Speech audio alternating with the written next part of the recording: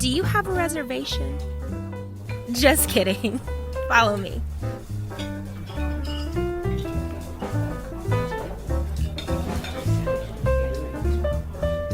We've been busy all day. You're lucky the chef's table is open. I'll go find him. Oh, well, hello there. Welcome to A Minor Diner, where we take a recent music release, give it a theme, and pair it with two other works of art to create a three-course meal. We've got an appetizer, an entree, and a dessert to make our meal du mois, our meal of the month. I am your treble chef, Jesse, and beside me is your base chef, Zach, who's surely just marveling at the summertime engineering before him. What? The soil is warm, and it can be moved. What are you talking about? Construction. It's begun on the parking lot. Oh, is that what that is outside? What do you mean? There's like 70 people out there. Yeah, and they're all in robes. I thought it was a cult. It's not a cult. They're from a monastery. What are people from a monastery doing on the construction site? Constructing. The soil can be moved. That's the construction crew? Where did you find them? In my travels. What? How are they constructing a parking lot? Well, they take each grain. It's cool. They take each grain of soil with chopsticks and move it.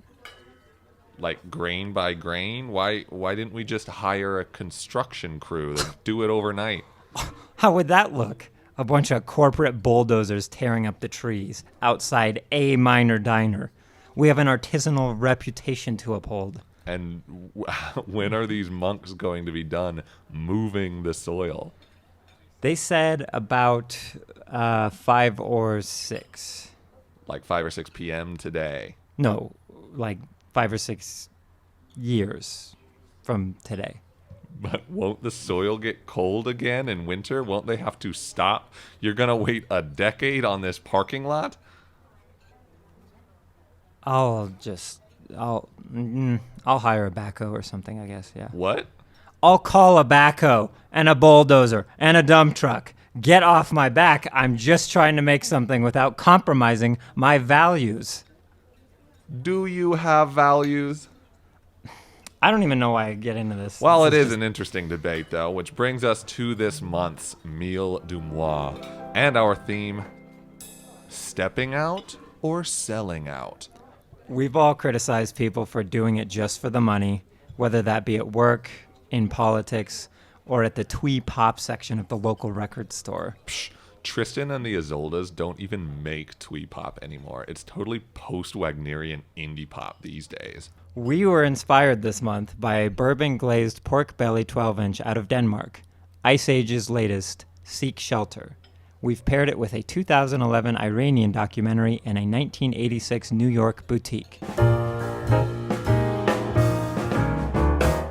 All right, so our appetizer this month is the newest album from Danish punk rock, sort of, Kind of. Americana, Britpop band Ice Age. Straight out of Copenhagen, Denmark. They've had kind of an interesting career.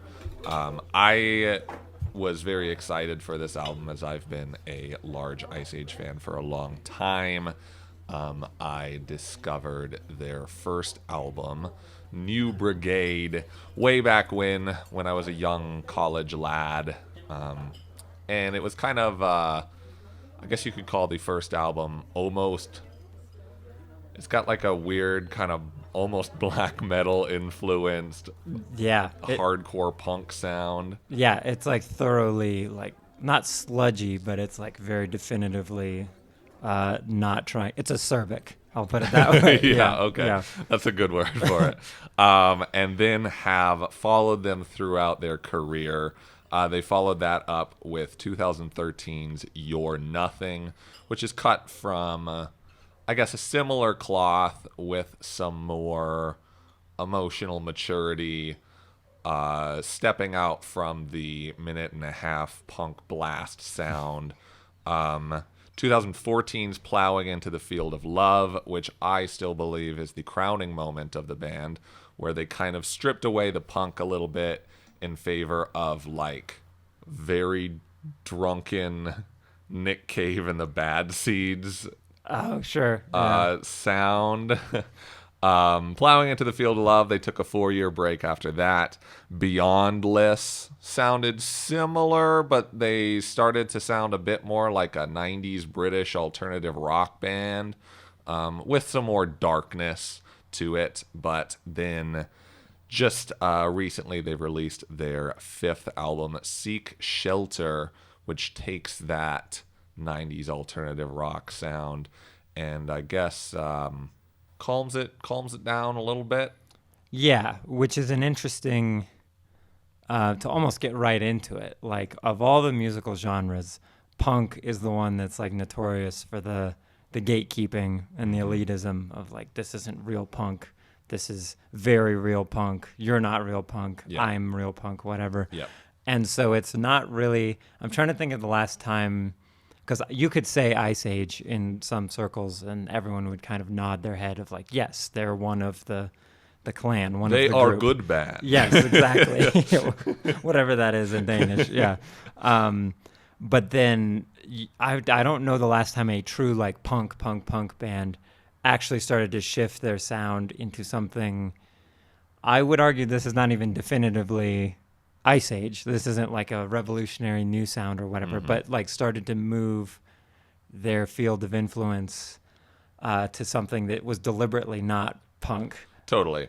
Which is, so I grew up listening to a lot of hardcore, a lot of punk music, and this is, I guess, par for the course in a number of ways. Most of the hardcore bands or like the emo bands or the punk bands that I listened to as a young lad have either broken up after 1 or 2 albums or changed their sound pretty massively. And I don't necessarily fault them for doing that. I feel like inherently with punk and hardcore music, there's kind of a youthful energy to it. Yeah. When New Brigade came out, none of the members were even 21 years old. They were young whippersnappers pissed off because they lived in too good of a country, I guess. But now, you know, we're past the decade point of being a band, and it would almost feel disingenuous, I feel like, to continue making that same punk music, which is what I've seen in a lot of my favorite acts of this genre. But also, I mean, it's interesting because you already mentioned the punk gatekeepers. Mm-hmm. Ice Age were signed to Matador Records by their first record. Yeah. So like this was, you know, never really a small DIY punk thing.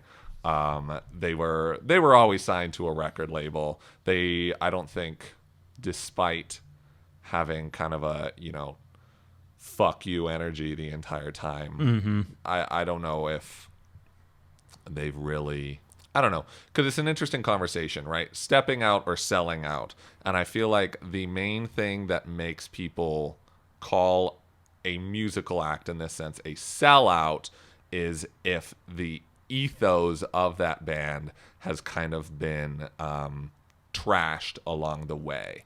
And I feel like that's a lot of punk bands say, do it yourself.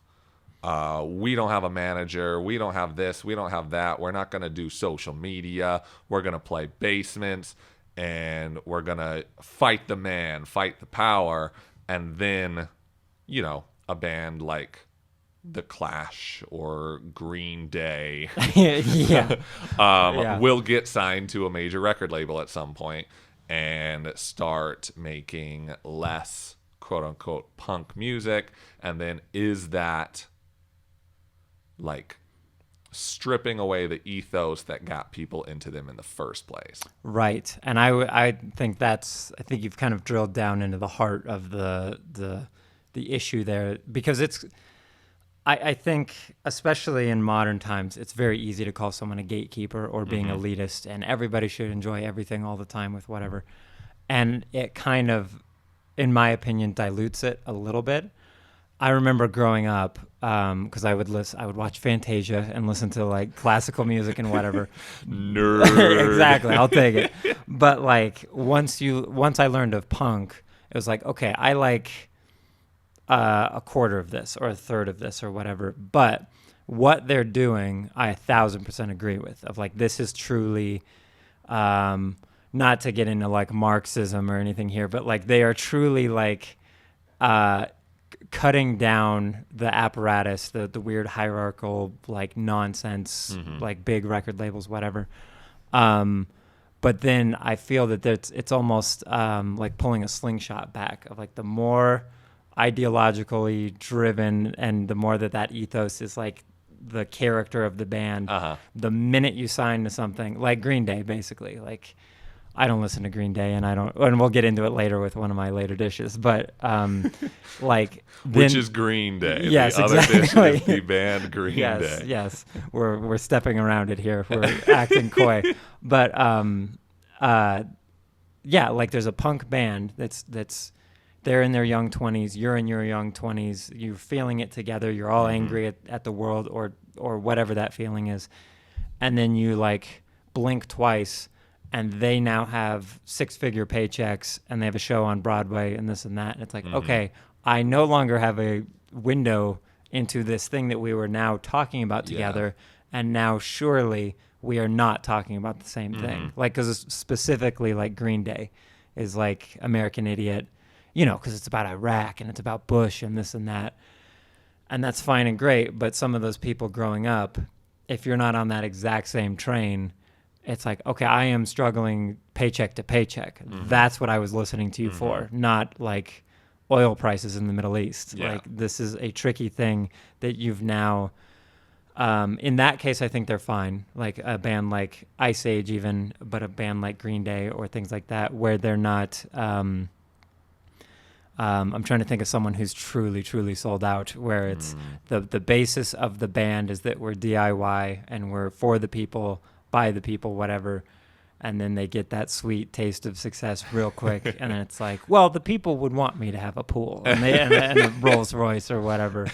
And I think that what you say, the ethos is, even as it applies to an actual normal human being, you don't even have to be an artist.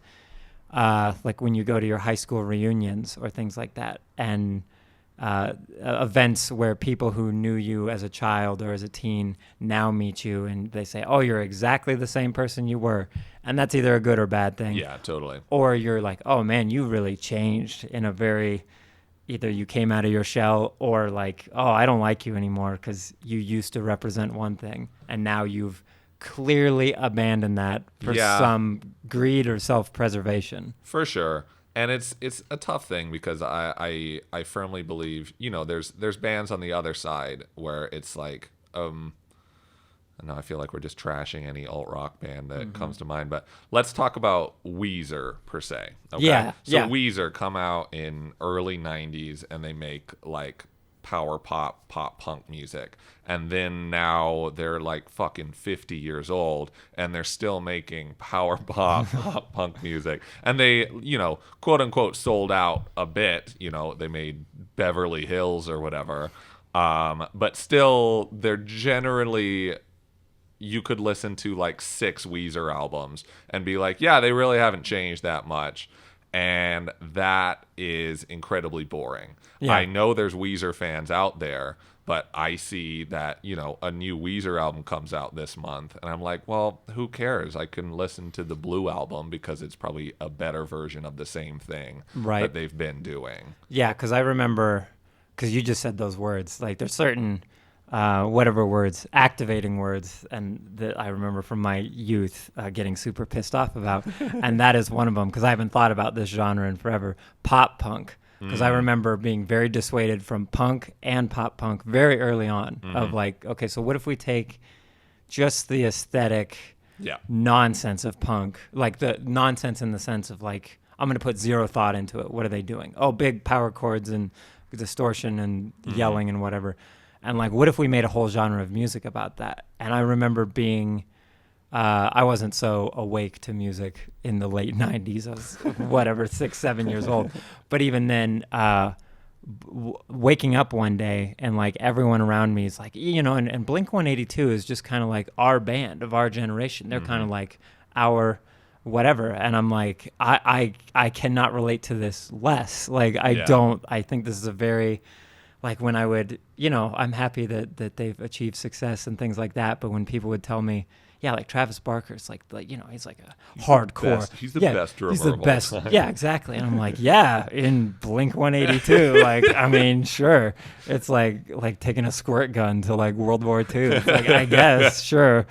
But it's sort of that. Like, I was very, I have not come around on Blink 182. I still kind of turn my nose up at them to a certain degree, but it's only because of that, where they're speaking, in my mind, to like middle schoolers. And that's fine and funny and all of that when you're in middle school. And then I remember they reunited early 2010s somewhere and then put out that album. I can't remember what it's called, but the lead single was like Up All Night, Fighting My Demons or whatever. And I'm like, yeah, like the Tumblr posts from like 2007. And these guys are how old and how wealthy, and like, shouldn't they be maturing? Because when I was younger, was a very ardent supporter of Radiohead. I was like, this is the pinnacle of what it should be. This is still pop music. I consider this pop music because I'm a nerd and I'm watching Fantasia. So this is not high art. This is pop music. But they sort of evolved and matured, and I have slowly gotten off of that ship as I think they've disappeared up their own butts a little bit after 2007. But they put out their latest album, Moonshaped Pool, back in 2015, 2016. And the last song on that one is a song called True Love Waits. And it's like this notoriously beloved live song that they would do. And when everyone saw that on the track list, it was like, okay, this is like, they finally put it on an album. And it was an acoustic, very sweet, tender song. And then they kind of moved it to like a distorted, weird piano, abstract thing. And I remember looking around like, okay, guys, objectively, this is worse. This is bad. They ruined the song, didn't they? And everyone looking at me with that sort of like hypnotic, like, nothing my favorite artist does can possibly be bad. Like, this is no. You're this is the definitive version. Yeah. You're stuck on what they were 15 years ago. They've changed into something surely better. And so when it comes to like selling out or stepping out, I think you have artists like Radiohead, where all they did was step out until a certain point, early 2010s, and then they realized, oh, everybody loves us, and they consider us the flag bearers for experimental music or whatever, and kind of disappeared up their own butts. But then you get someone like David Bowie, I think, which I would argue on our spectrum here is, I think anyone with any one of his albums ever, it's like, oh, he sold out immediately, like, because this doesn't sound like exactly like what the last one did. But then 30 seconds into that album is like, but it's also very good and new and different. Because the thing about David Bowie is there was that artistic integrity in the sense that he switched it up, but outside of a couple of his 80s albums, like, it never felt like he was following trends. Yeah. He was still doing whatever David Bowie wanted to do, and whatever came out of it. So some albums were better than others, but Bowie was still being Bowie. And I feel like, to get back to the band at hand, like, Ice Age, despite this version of Ice Age, like Seek Shelter Ice Age, not really being exactly what I signed up for back in 2011 when I, started listening to New Brigade on repeat, their timeline all kind of makes sense. Like, No Move really seems out of line, or like they're really trying to make like this huge shift, this huge impasse into massive popularity. Like, right. Every album feels like an actual step in a slightly different direction, but they're still like walking the same road, you know? Yeah. They're not like abandoning the dirt road for the highway. They're still walking along the same road, but just kind of exploring different ideas. They're stepping out throughout their discography, and I've always appreciated that about them. Despite this, like, I like the album. I think it's good. I think it's a well-written album, and I think it's a passionate album. It's not going to be my favorite Ice Age album by any means, but it still feels legitimate. It still feels like they have that ethos. And I would say that's the perfect metaphor, and I think it'll pop up a lot this meal, is the path thing. Like, right or wrong, whatever turn they take on it, as long as it's like very clearly Ice Age's path and not, oh, look how parallel this runs to what's going on with trends, or they've merged onto the trend. Because, like, again, going back to it, I listened to this the first time, and just to walk you through my initial reactions, immediately was like, okay, I don't need another album out of Europe, anywhere in Europe, that sounds like this, like the Britpop sort of thing, like you're describing, like, yeah, they could play it at a football game. I know, like, it's that sort of hooligan sort of whatever. And then it keeps going, and it's a bit more gospel Americana blue collar. And I get weirdly, as it pertains to the DNA and the fabric of the band, where it's like you get an artist like U2 and they do Joshua Tree. And it's like, okay, what do a bunch of Irish boys, or what are they going to tell me about Southern California? Like, wait a second here. And I'm like, this exact same thing. And then you get to that second track. What is that second one called? High and Hurt. High and Hurt. And they get to the chorus of that.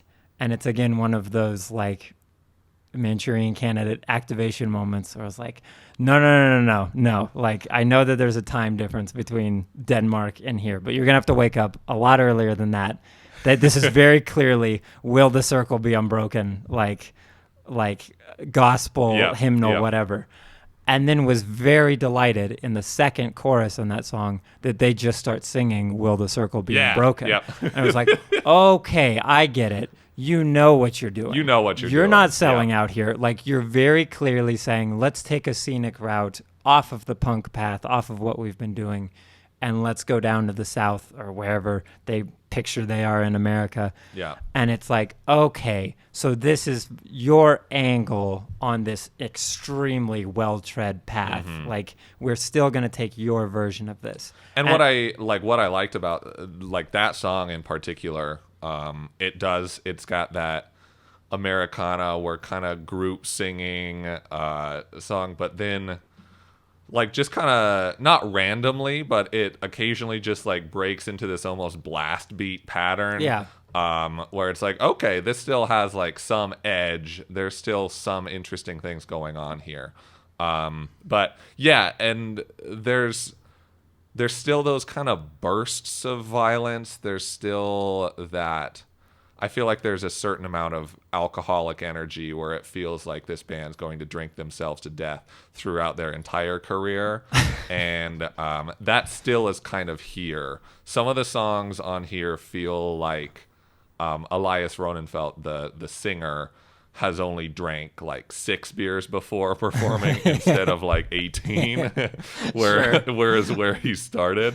But it's still got that. But like, it's funny because so back in 2011, 2012, you know, these guys got in trouble because their first American tour, part of the merch they were selling were branded switchblades, which turns out cool. It's cool. It's very good. It's cool. That's punk as shit. It's also technically illegal.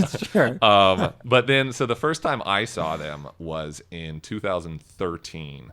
Their second album had just come out, if I remember correctly, and small venue in the home state of where I grew up, and the entire thing felt like relatively dangerous a little bit. Like it all felt a little bit unhinged, where I will just always fondly remember this, where at some point there's an audience member who has kind of pissed off Elias Ronenfeld for some reason, and I don't know what the initial incident, the inciting incident was, but Elias is just like staring at this guy with a death glare, and the dude in the audience like kind of tugs on his leg and then makes a thumbs up motion. Like, I'm cool, man. Like, it's going to be okay. Don't stop staring at me. I'm a cool guy. And Elias, like, does not break eye contact. Just looks at the man, like, raises up his arm, and, like, slowly makes a thumbs down motion and takes the microphone and slaps the dude across the head with it. like a fuck right off motion. Yeah. And I remember looking at this like, wow, I have never seen a singer of a band assault an audience member before. I love this. Yeah, I was going to say, that is the coolest thing I've ever heard. Because it's so antithetical to today. It's like, well, you're the customer and you're always right. You're always correct about everything. And I need to, please validate me. And I love that so much. That's like incredible. And I feel that that's in their earlier work. I can feel that, where it's a very clear, we are Ice Age. This is what we sound like. Yeah. Love it or leave it sort of thing. I've seen them 5 times at this point. Oh, nice. And the second time I saw them, this is after their third album is out now. And I have the entire time they've been a band, I have never heard the singer do like stage banter. I've never heard him like, how's everybody doing tonight? Woo! We are Ice Age. No, that's like never happened. The that time I remember he comes out in this like almost spaghetti western trench coat. And he's obviously fucked up, and it's like mid-afternoon. Yeah. And between every song, he's got this look of like, I don't really want to be here, but we're gonna get through this together. And in one of these coat pockets, he just has like a folded up piece of paper. And between each song, he like takes out the piece of paper, unfolds it. It must be a set list or something, and just like pretends to be like, oh, that's what we're singing next. Folds it back up, puts it in the pocket, and then the whole band starts. Yeah. And I'm like, I love this energy. And after the show, I remember the singer Elias and I think the drummer were like outside the venue just smoking cigarettes. And I go up to them and I'm like, well, I'm either gonna get stabbed immediately with one of their switchblades. Yeah, exactly, or this is gonna be an okay conversation. And I remember just being like, awesome show, really liked it, thank you for playing. And Elias like looks at me and he's like still just taking drags off his cigarettes, and he makes like a barely perceptible like nod in my direction while making very intense eye contact, and then just turns away. And that is it. And that's all you want. And I was like, I love you. But it's fun that like to see, because they've always been a very fun, good live act, but it was interesting to see, having seen them pretty much every album cycle, go from like assaulting audience members, and then the last time I saw them, like they had a violin player. And that's, because that's like sort of the, I'm trying to think of someone who was really aggressive even in their later years, where it was still cool that they were going that hard. But you want them to mellow and mature, and have that maturity and mellowness also be as interesting as that passion. And so it's incredibly interesting, because like going back to High and Hurt, where it's like, Will the Circle Be Unbroken is like a 1905 gospel song that every country music artist that ever existed has covered. And that's very similar to like Johnny Cash, because Johnny Cash went through what I would argue his most interesting phase, that really like middle finger Man in Black, like, or that was before that, but like shot a man in Reno just to watch him die kind of thing. And then he hits gospel and he has his come to Jesus moment, but still makes it pretty cool. Goes to the White House, is kind of defiant against Nixon sort of thing. And it's so cool that like they've chosen this weird, because like there's two other songs, Drink Rain. I was like, okay, if you just even keep the tempo, but take away the aggression a little bit, this is like a 2002 era Coldplay song. Like these lyrics are definitively like Brit poppy. And then Gold City is like a Kurt Weill, War on Drugs, Bruce Springsteen, like Americans have factories, and this is what guys who wear like jean jackets, this is what they like or whatever. And it's like, okay, if you're going to do a Danish take, what it means to be like they feel like the most American band out of Europe in a weird way, in a good way though, of like, tell me what we are. Sort of thing. Yeah. It's almost like looking in as an outsider and telling us, well, this is America, but kind of in like an interesting, like not looking down on us kind of way, just like this is what we see and this is what we like and we're doing it. Yeah, and not even reverential either, of like, this is kind of weird how you guys are this weird, aggressive culture that's also a bit communal in this way, that you like to get together. Because they're not, what's that Irish band? Dropkick Murphys. Ooh. Or I'm like, it's fine and it's fun for about 5 minutes until everyone is like, oh, like Boston. This is like what Boston sounds like. And it's like every song is the exact same, whatever. They're not like that. They're like, it feels a bit Americana in a good way. Because Americana is a label that gets thrown around a lot. And this one's like, well, America's Wisconsin just as much as it is Mississippi and Florida and all of this. And you can kind of feel that it's almost, what's the opposite of a switchblade, but also being a switchblade, where it's like they could play anywhere in America and have this be a bit dangerous in that fun way of like, this is a bit, we don't like to comment on this underside of America. Yeah. That's not like Taxi Driver, dirty and provocative. It's just a bit more, there's like rusty bridges and grime on things. And that's it's like what they're... It's like a whip now, where you can control the horse with it. It has a purpose. Yeah. But then you could also kill someone. Yes, your guy in the front row there tugging on your jeans. That's so cool. It's so cool. And so to kind of get back to the theme like a little bit, one of my favorite songs on the album is the first one, which the first time I heard it, I'm like, I don't know, Ice Age. Like I said earlier, like this isn't really what I signed up for. But then having listened to it a few times at this point, I'm like, no, this is a really well-crafted song. This is actually it's called Shelter Song. And the pre-chorus, the lyrics, so then you keep turning and you keep turning around, keep turning till it all spins off somehow. Dizzy-headed banshee of a phosphine capacity. And I dig that lyric, and also feel like it kind of has something to say with what we're talking about, where Ice Age, they're still turning, like every album of theirs has been like a pretty perceptible turn, but like they've never turned around in the sense of like, oh well, the fans didn't love this last album, so we're gonna turn around back to what we were doing.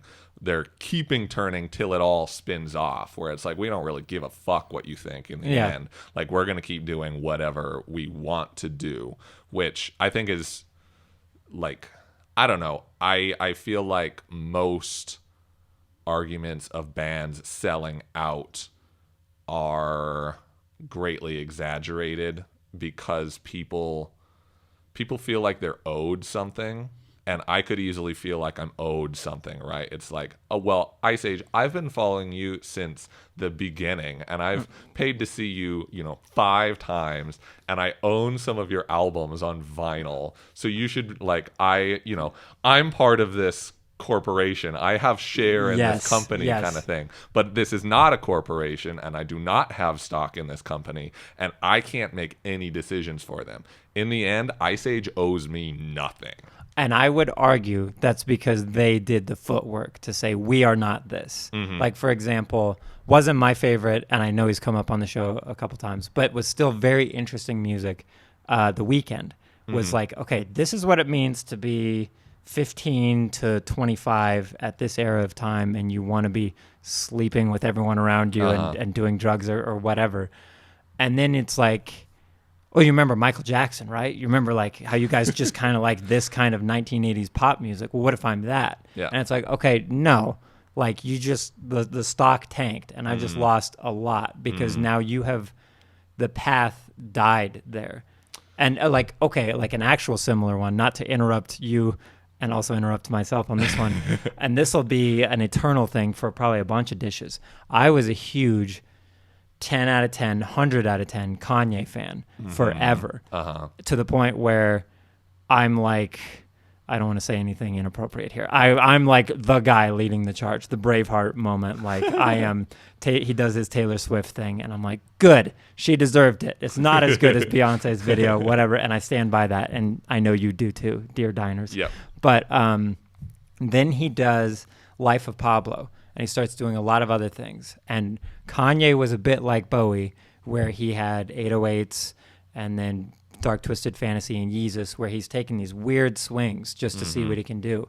And then he stops doing that. And he says, oh, what's Chance the Rapper doing? And what are all these like annoying, what's the SoundCloud vibe? And it's like, no. You're doing gospel samples and this and that and aggressive, weird death grips things. I don't want you to be an actual whatever. And now he hasn't been rehabilitated in the public eye by any means, but he's seen as something where I was like, okay, but this was the guy doing like heartfelt songs about like, my cousin is gay and I don't know what that means because I'm in the hip hop scene and that's a very, at the, early 2000s homophobic scene. And now I'm telling George Bush he doesn't care about black people. Yeah. And I'm like, this guy is like, he says he's Elvis and he's the punk rocker of our generation, and he is. And then he very quickly becomes, I think we all know about when he puts on a certain red hat, regardless of your political beliefs. That's not what I want out of Kanye West. Yeah. And sells out. I don't think he has not sold out. I don't know how you would argue that he still has artistic integrity at this point. And so when you get something like Ice Age in that way, because I had the same, I don't know if I signed up for this, like these deliveries and this like sort of how you're doing everything, but then you dig one layer under it and it's like, oh, this is still very much Ice Age. And they're kind of winking at us and elbowing you of like, no, we're still going to, if you tug on that pant leg, I will hit you. like this is just a bit more, I'm mellowing a bit more because I'm not 19 anymore, but I'm still definitely Ice Age. Yeah.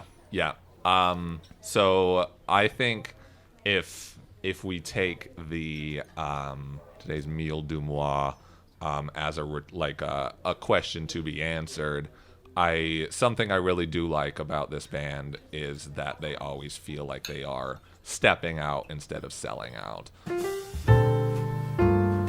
A Minor Diner would be nowhere without our sponsors.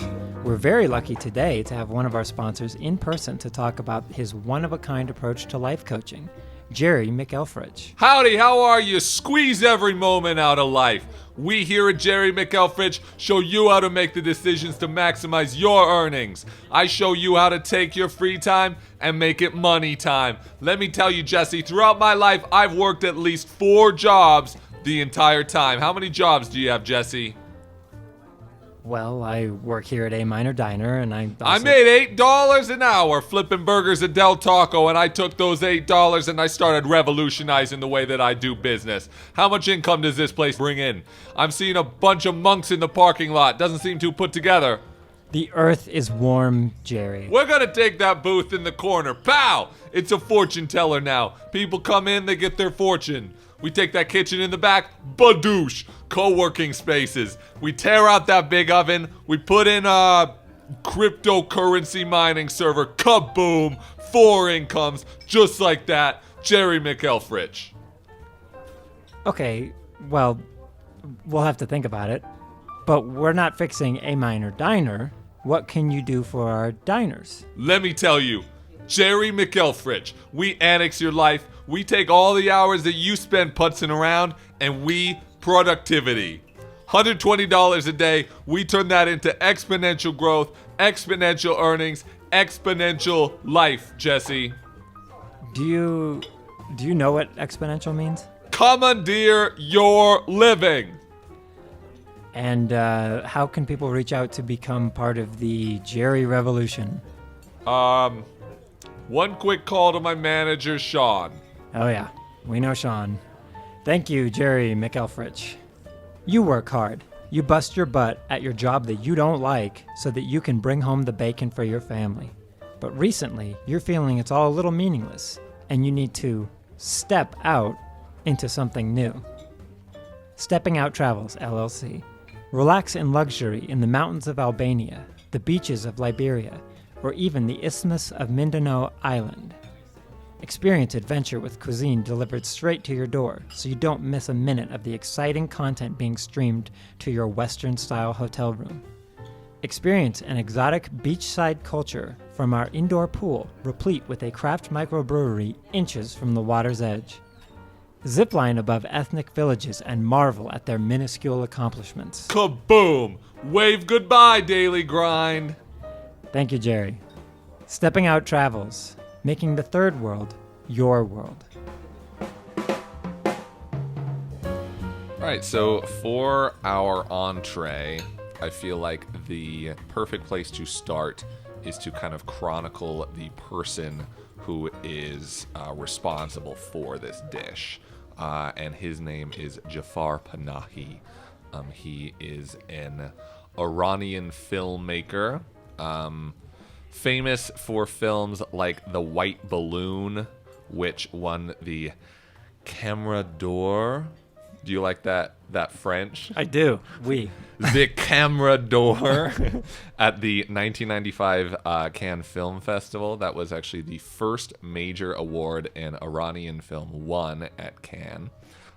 Famous for The Mirror, which won the Golden Leopard at the Locarno International Film Festival, and The Circle, which won the Golden Lion at the Venice Film Festival, which it turns out there's lots of like big cat feline award names in film festivals. Yeah, I was gonna say there's a lot of pretentious like statements that you just made to anyone who's just like, I just watched, vampire I just movies. like movies. Yeah, exactly.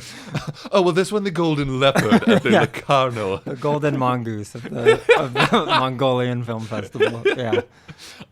So part of the Iranian New Wave. Have you watched any of his earlier films? No, I'm a bit more familiar with his contemporary. I can't remember his last name. Abbas Kostrami or whatever it is. That they're sort of seen as two different. Like there's a George Lucas and a Steven Spielberg. They have similar approaches to like new wave Iranian, but not any of his films actually. No. The only one that I've seen of his early works is The Circle. And it's, if we're being completely honest here, it's kind of the kind of art film, which is not my favorite kind of art film, which is it's like very quiet. It's very like people talking about things, and the plot is very kind of slice of life. And at the end, it's like, okay, that was like an hour and a half of like conversating and stuff. But throughout all of his films, they've been critical. Like this film is very much about like women's rights in Iran, and so he's always been a bit of a radical, a bit of a rebel, and it turns out, some people in the Iranian government were not a big fan. And a quiet rebel too, because he lives in one of those countries where you can't just, I'm going to go make the movie. Like you have to submit it. You have to the submit government. it. Yeah, you have to submit everything for approval, which is something that he talks about throughout this this documentary of sorts. But basically, in 2009, there is an election in Iran where President Mahmoud Ahmadinejad ends up winning nearly 63% of the vote, but there are some reported irregularities. There's some talk that this was not a legitimate election, and there are massive protests afterwards that over 500,000 people end up participating in. There's protesters beaten, pepper sprayed, tortured.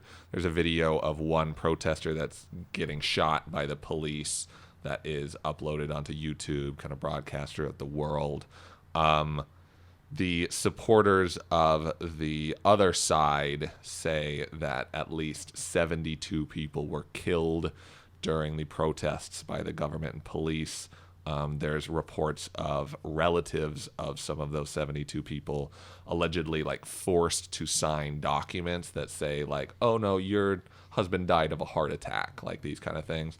And Panahi he wants to make a documentary about the unrest that follows so all these protests and everything, and is arrested for it. Arrested in March 2010, and he was accused of collaborating with the BBC or whatever for like propaganda against Iran, which is like you mentioned, because you see that in China, you see that in a lot of like Southeast Asian countries and some places in the Middle East, where there's this national spirit that must be upheld and not.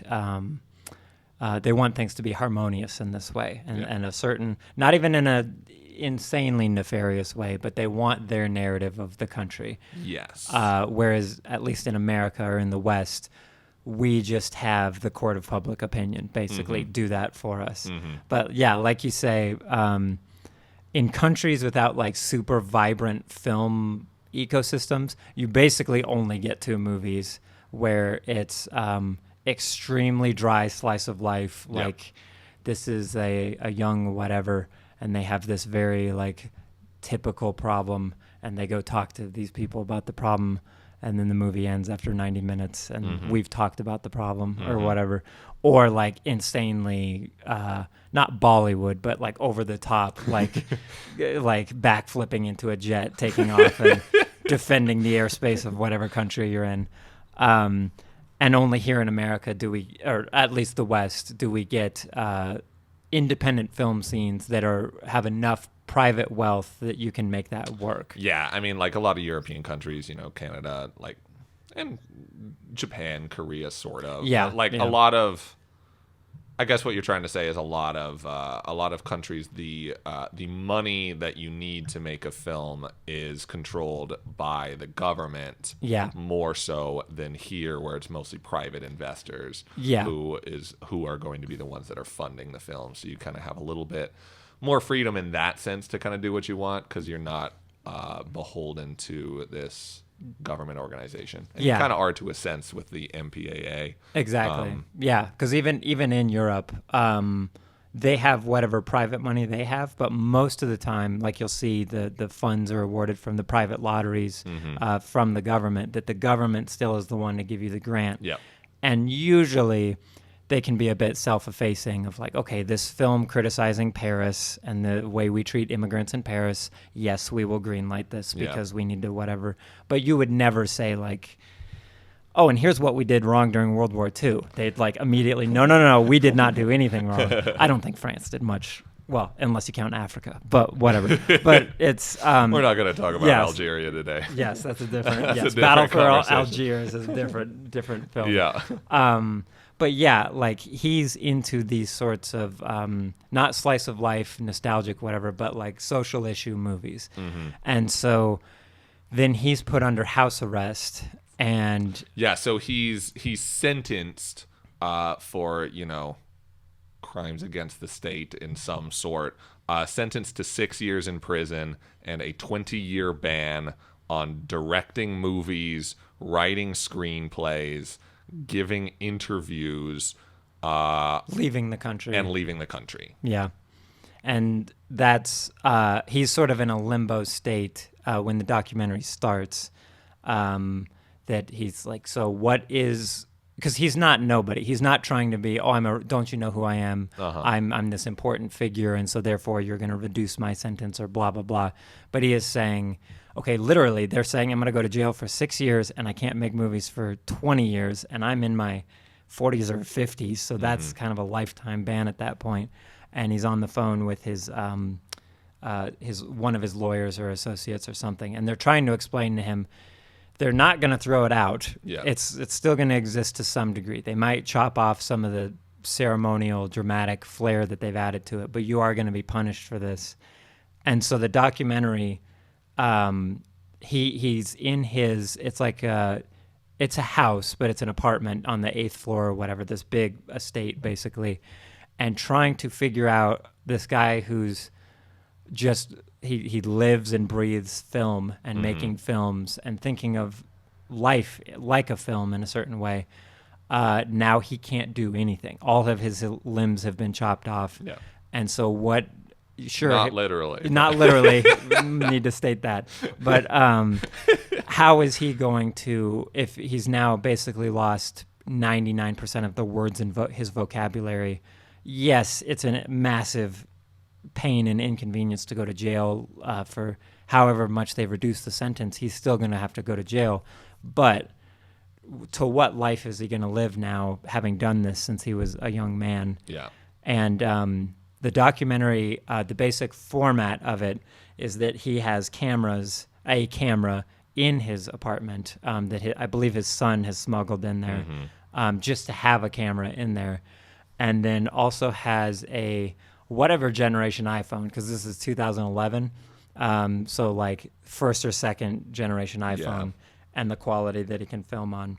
And it opens with him basically insisting and urging one of his associates to come over, bring the camera. And that's not like in America, you just put the camera in the car. But in Iran, they're going to be questioned. Why do you have a camera? What are you doing with that camera? Yeah. You have to kind of keep it clandestine.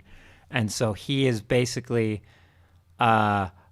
indulging this camera of like, cinema is this, yet here's this tool. I have the tool I need, but I'm just capturing nothing here in my apartment. And like, I guess, how did you feel about, because he's grappling with that of like, I am this kind of filmmaker, and he's never made a documentary before, and he doesn't deem himself or anything he does. He's not even being humble. He's actually being pretty arrogant, that like, I get to dictate what is cinematic and what isn't.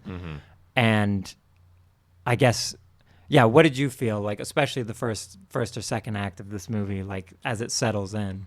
It's an interesting little film, and I feel like because most films, I feel like you can kind of know nothing about the making of the film and still be like, I get this. I understand why this exists.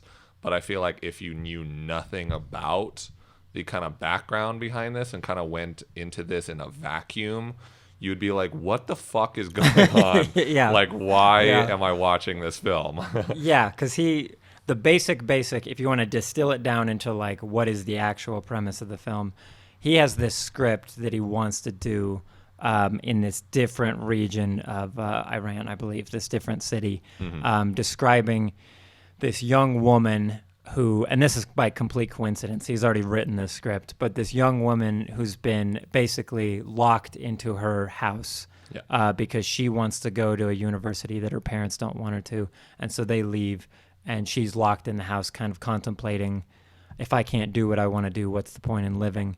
And he starts, his associate comes over with the good film camera, and he's like, okay, maybe we can, either capture this or whatever, or I can walk you through the script. And so he starts at a level of minutia that stressed me out so much, because as a director, it's like, I don't do this. Like, it's okay to talk about this on a film set, but this is too much behind the curtain, like nuts and bolts. Because he's describing the shots and staging the shots for the camera and then acting as the little girl. There'll be a window here, and she's looking out the window at the boy and the old woman, and then we'll pull back and do this and this and this at a level that takes like 10 times longer than what real time would be. So it takes about like 8 minutes, and then he says like, okay, and then the second shot of the entire movie is this. And it takes forever, and he starts to get bogged down in like, this is different than actually directing. There's a line. So he starts, the second shot after he has like spent a long time taping up this rug Yeah. to like make a fake set, and all of these things. He starts describing a shot, and then he kind of stops, and he's obviously getting like a little bit emotional, and says a line, "If we could tell a film, why make a film?" And then kind of just walks away. Yeah, because he gets choked up before that too. Of like, I thought it was about his passion of like he really wants to make this, but he's kind of seeing that as if you went back in time to the 1800s as a filmmaker. You just have this existential crisis of like, okay, I can't literally do anything I want to do. Yeah. It doesn't exist anymore. My entire way of life, and yeah, there's this when it started, and it's called "This Is Not a Film." And it's an Iranian documentary. And that has nothing to do with like Iranian people or the Iranian country. I'm not making that judgment, but Iranian film is definitely 10 out of 10 over the top, whatever, or 1 out of 10 extremely subtle, subdued, Yeah. whatever. And it's called "This Is Not a Film," like the painting "This Is Not a Pipe." Ce n'est pas un pipe. Yes, which is like, I remember learning of that for the first time, whatever, high school, college, and just like rolling my eyes of like, yeah, I know. Let's just deconstruct everything in life to whatever degree. It's very, very clever, very good. And then it takes, like the shots are pretty long too. Each scene is one shot basically that's just a camera sitting there for 2 or 3 minutes.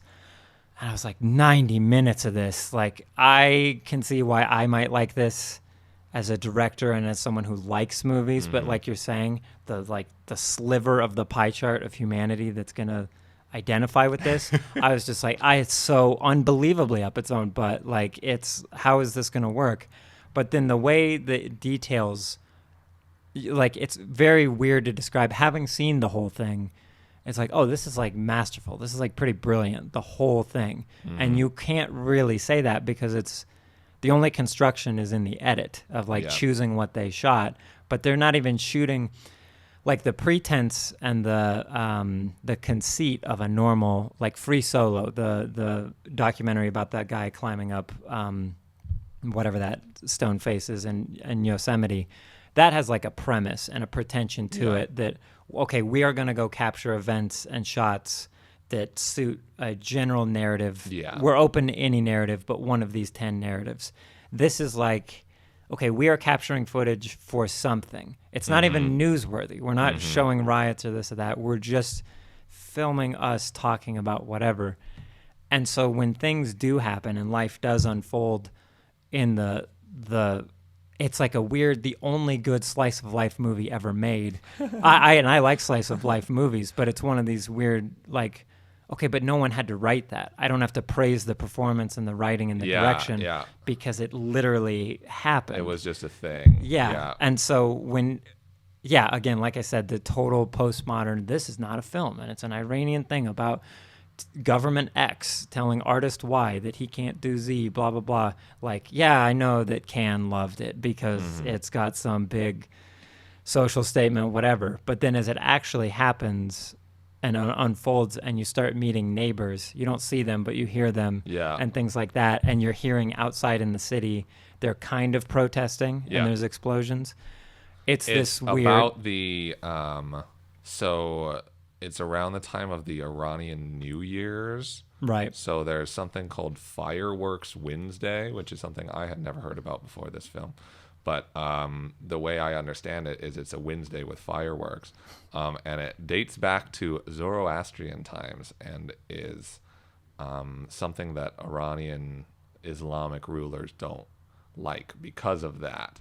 So, yeah, it's interesting because the whole thing is like he's under house arrest for doing semi-illicit activities, and then outside is another like semi-illicit activity going on that he can't take part in because of his situation. And it's all kind of like, it all weirdly like works on a metaphorical level despite not being planned that way. Yeah, like there's this shot of him. His wife is pretty insistent that he waters the flowers. And so finally by like sunset, he does go out and water the flowers. and they're like, there's this giant crane moving out and building some giant apartment building next to him, and then he's just hearing these explosions, and it's pretty clear that like I'm trying to think of an example in American history where like, yeah, we do this thing, like for example 4th of July. If you were to schedule some revolution and it were to spontaneously happen on 4th of July, that would kind of make poetic sense, not in a narrative way. We would definitely do that because there's a lot of explosions. Everyone's super energetic already. Yeah. And so something would naturally unfold. And yeah, he's sitting up there on whatever floor, 10th, 12th, 20th floor, with an iPhone, just like filming the guy filming him through the window. Just like, what am I doing here? Like, what is this? And it's so weird. Like, I don't think I could recommend it to some people, but it's like this weird, I don't like any of if you put it on paper, it just doesn't sound like a good movie at all. Yeah. It sounds so pointless and dry and like, again, masturbatory, navel-gazing nonsense. But then he has these moments of like, well, why do you make films? And I don't like movies about filmmakers or artists because it's a bit whatever. Yeah, it's like self-congratulatory, but this never really feels self-congratulatory. No. Like it's like this odd document of a filmmaker, somebody who loves film, kind of coming to terms with not making film anymore and trying to kind of get to the bottom of why he does it in the first place. And also it's that, and it's also this weird kind of document of how banal his existence is without this passion, of a sense. Yeah, because there's this Buñuel film, The Exterminating Angel, and it's like this satire on like a bunch of rich people go to this dinner party and they're at this table, and then there's some weird supernatural force that they can't leave, and they're trapped in this. It's like this bougie satire of like rich people or whatever, and it felt like that because I have a natural, I don't want to say disdain or whatever, but whenever it's like this character in this movie has a problem, they got a real big problem. Whatever their level of wealth is my degree of empathy. Of like, like I sort of peak. I absolutely adore Lost in Translation, but I'm like, this is about as far as I go because you're in the most expensive hotel in Tokyo by a wide margin. But I think that's what makes that film interesting. Exactly. And the same way with this film is it's like, this is not a poor guy by any stretch. Like even by American means, like his apartment is pretty dang nice. Because you see like 50% of it too. Yeah. You don't see any of the bedrooms. You just see his like what seems like 3 dining rooms or whatever on top of an apartment building. So it's this weird, it's not this American McMansion thing that he went out and bought a billion square feet. But then, he's like trapped. Again, it's not what you would want it to be. Like, audiences love to be smarter than the movie or the filmmaker. It's like, he's trapped by his own, he's hoisted by his own wealth, and that's what's hanging him. No, not the point of the movie. He's just trying to deal with the fact of like, because the most, not to give too much away in case you do and you're just clamoring to see this. I'm not sure we're selling it. Yes, exactly. There is this part where he knows, I can't remember how he knows this person, but this person's brother-in-law comes to pick up the trash. And they're in an apartment building, and so there's this guy that takes a trash can up the elevator, stops at each floor, and gets everyone's trash. And that's like sort of a, I don't want to say stereotypical, but of course that would exist if you wrote this movie of like, here's the lowest guy that goes to the maid, basically. And he takes the camera and follows him into the elevator. And their conversation was like, because there's an earlier part where his associate is saying, no, you must film. You got to capture all this and this and that. And I fundamentally disagree with that because, like, I'm like, okay, this could have been a journal in the same way. Oh, this could have been an email. Like, just journal this, because it's not to get into blow the doors open into a bigger topic, but like filmmaking has changed in the last 20 years because back in the day, you'd have actual film and actual reels of film. And so if you want to film something, you have 10, 11, 12, 15 minutes of film. Whereas modern cameras, if you keep it plugged in, you have as much space as there is on that memory card. And so he can just keep filming anything and everything forever. And that is inherently uninteresting because there's a frame around a painting. So we're picking this part of the skyline to paint. If I tried to paint everything, it's like you're not being definitive about anything. Yeah, you're not saying anything. Yeah. And so I was like, okay, I don't agree with this at all. Where is this documentary going to go? Because if I'm just supposed to be so smart and enlightened that like it wasn't such a brave, defiant thing to do the Iranian government. It's like, yeah, in a very like, what do they call that? Like social activism, but slacktivism, like just very self-indulgent thing. But then he follows this guy down the elevator, and the guy is like the opposite of him of life is pretty tough. I'm collecting trash even though I can go to college, yeah, basically. I'm a master's student and I'm not getting paid to do this, and everyone always has trash. They don't have trash tonight because they're all out rebelling and doing whatever. And it's so beautiful in this way that's like, okay, this could only be a movie. You couldn't do this as a novel. You couldn't do this as whatever. And I will give away one moment because I want to hear your reaction to it, because I like stood up and cheered when this happened.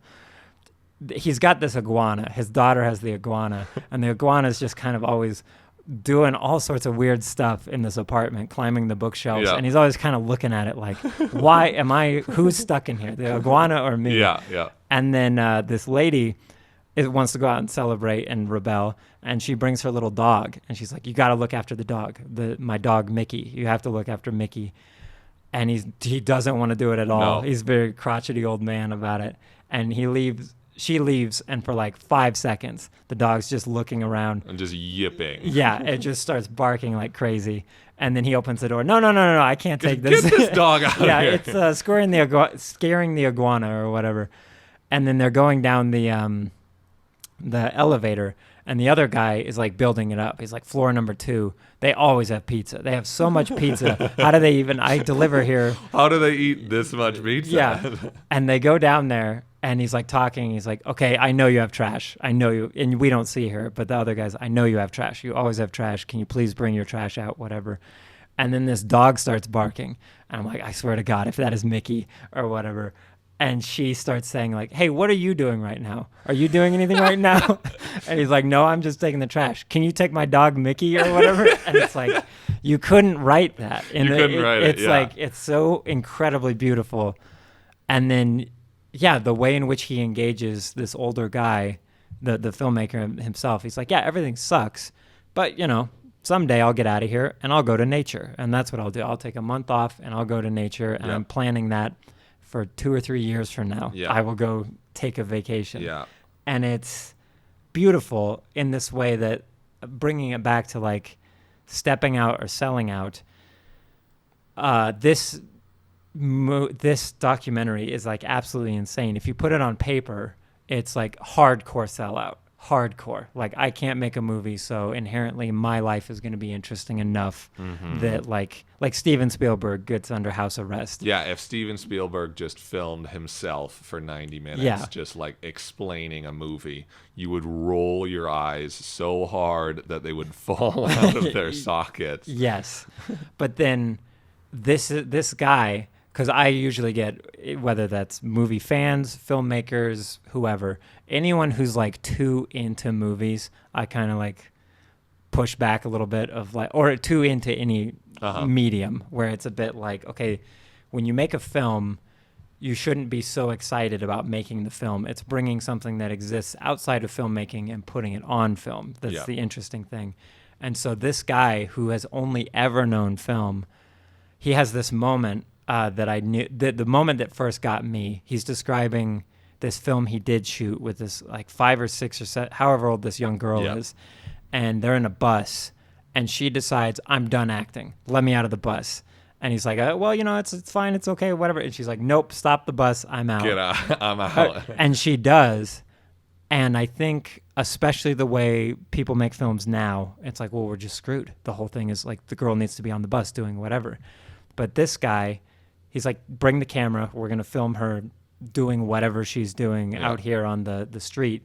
That he says some good quote of like cinema, the actors and the setting and everything else, you are not the director. You're in charge of figuring out who is directing the movie. And so whether that's this young temperamental actress or even just this location, I find that he's so crotchety and like set in his ways, but constantly in an endearing way. Yeah. Where it's like, this is not good. Like there was a moment I got so pissed off when he like just like muscle memory, because I know exactly what he means. Having directed things before, he's talking and then he tells the guy, okay, cut. And the guy's like, no, you don't tell me to cut. This is, I am filming. Like, how dare you? Actually, that's a bit insulting. And you can see him like, oh, this is what it feels like to be on the other side of this, to be manipulated in this sort of way. That it's truly, like, it's fun to read diaries. Like I said, I'm reading the journal of Jimmy Carter, and it's nice how vulnerable he is. But in this, you just see it. You see no editing in his facial expressions of how you see the moment that uncomfortable the realization, the discomfort. Yeah. And so I think it's like a prime example of like stepping out and like looking or leaping before you look and building the bridge on the way down in a way that only like a truly like confident, self-assured artist, I guess, or human being would be able to do that. It's as if his house burned down with his family inside and now he has to make a new life. He's of course scarred by this experience, but now he's figuring out what the next chapter is. He's kind of like stoically looking at it and being like, oh, well, you know, how do I survive in this post ordinary life world? And I think it's like you talked about the trash man. And the trash man just like he just wants to go out into nature, and like 2 or 3 years from now, I'm gonna get the chance to go out into nature. You can't, you know, somebody like that. It's harder to make a judgment of like stepping out or selling out, because it's easy from our perspective to be like, you can just quit your job and you can just like buy a van and you can just like go around because you have like the wealth and like the privilege to be able to do that. But this guy is like, well, you can't say he's selling out, because like he's got nothing really to sell out. What he needs is money, so he can do anything. And in the same way, like we can talk about artistic integrity and selling out all day long with a band like Ice Age, who just exist in a utopian Danish society, and we exist in our society that we just have plenty of free time to just criticize bands for doing whatever. Or like criticize Metallica, who make like $1 gazillion a year, and in the end, like they couldn't care less about what you think about them. But then talking artistic integrity in the sense of, this is a film that was illegal to make, to even have anybody see it. They smuggled it out of Iran in a birthday cake. Like a flash drive inside of a birthday cake. They smuggled this out and into the Cannes Film Festival in 2011. And it's like, the nature of this conversation is going to be a ton different because of the background, because of where these people are coming from. So that's why this like stepping out or selling out conversation is so different with a work of art like this as compared to Seek Shelter. Yeah, and I would say on that note, just as a quick comparison, there was this talk that George Lucas gave, I think sometime in the 2000s or 2010s, and you can say whatever you will, and you definitely should, about his artistic legacy and what he chooses to do. And even if he was being pretentious in saying this, I found it to be pretty applicable. That someone was asking him a question, some student, I think it's at USC, his old film school, and they're talking about like what makes you happy, or what's when you're making a movie or you're doing whatever in life, what brings you happiness. And he says something like, happiness is like, I'm going to paraphrase and also introduce my own thoughts into this. Yeah. So I'm going to just use him as a loudspeaker. But happiness is like way more short term and it isn't really lasting, and it's not really based on anything. Like if you have a nice sandwich, you'll be happy or something like that. But that what he strives for is joy, and joy is like much harder to build and takes longer to build, but therefore lasts longer. Yeah. And you can go back to that well. Happiness, I can't think of that sandwich I ate and be happy again. But joy, I can think of something that I built to make me joyful and go and get more of that joy back. And I think you get this filmmaker here realizing that maybe he's happy being on set and happy with the whole filmmaking apparatus, but what actually brings him joy is telling a story in a way that involves cinema in some sort of way, and does find joy ultimately, because he keeps questioning, this is not a documentary, this isn't good, this isn't anything. But by the end, you can kind of tell he's embraced, I am going to tell this story that only I can tell. Yeah. And so, yeah, when it comes to selling out, I would argue, short term versus branching out, hard to do. You have to dig it out of yourself. And for our dessert for this wonderful meal, we have a very sweet dish, but one with a complicated serving. On May 4th, 1958, in Pennsylvania, Keith Haring was born. He was raised Christian and was pretty active in Christianity in his teen years. Today, we would call Keith Haring a cultural Christian, in the sense that he followed Christ's teachings and belonged to a congregation, but very proudly identified as gay. He studied art both growing up and in college, but when he moved to New York City, he was inspired by not only the graffiti movement, but performance art, how to capture movement in still 2D animated depictions, but also how to almost create a spectacle in creating that art itself. In the New York City subways at the time, when there was a space for advertising that wasn't being used, it either had a black, like chalkboard background to it, or it was covered in black paper. Keith Haring would buy white chalk and essentially graffiti the advertising spaces with this very iconic imagery, very simple and honestly pretty objectively wholesome images. He became pretty well known for this, to the point where if he was hired to do a mural or large illustration for public consumption, people immediately knew it was the same artist whose artwork they had seen in the subway. Yeah. Because of his super simplistic style and his distinct way of painting when in the public eye, he rose to international fame almost immediately. He was part of the pop art scene in New York, which was dominating global art styles, so he became one of the most known contemporary artists of the time. His work centered around a very simple depiction of human beings, almost cartoon-like, very postmodern in the way that they're depicted without gender or ethnicity or almost any discernible features whatsoever. The social messages he was expressing were very obvious, so he wasn't really seen as high art by the establishment, but nor did he want to be. He wanted a constant conversation with the public, believing that art was to be engaged with on a mass scale, because he's a pop artist, and we will talk about pop art. But he was also raised a Christian, and Christians love to evangelize. If you have a message, then you simply must spread it as far and wide as possible. Keith Haring was doing very iconic and important work. Many of his murals are still around today, not only because of his signature style and influential way of depicting things, but because of their timeless and important messages. AIDS is real, and you need to practice safe sex. Crack is whack, etc., etc.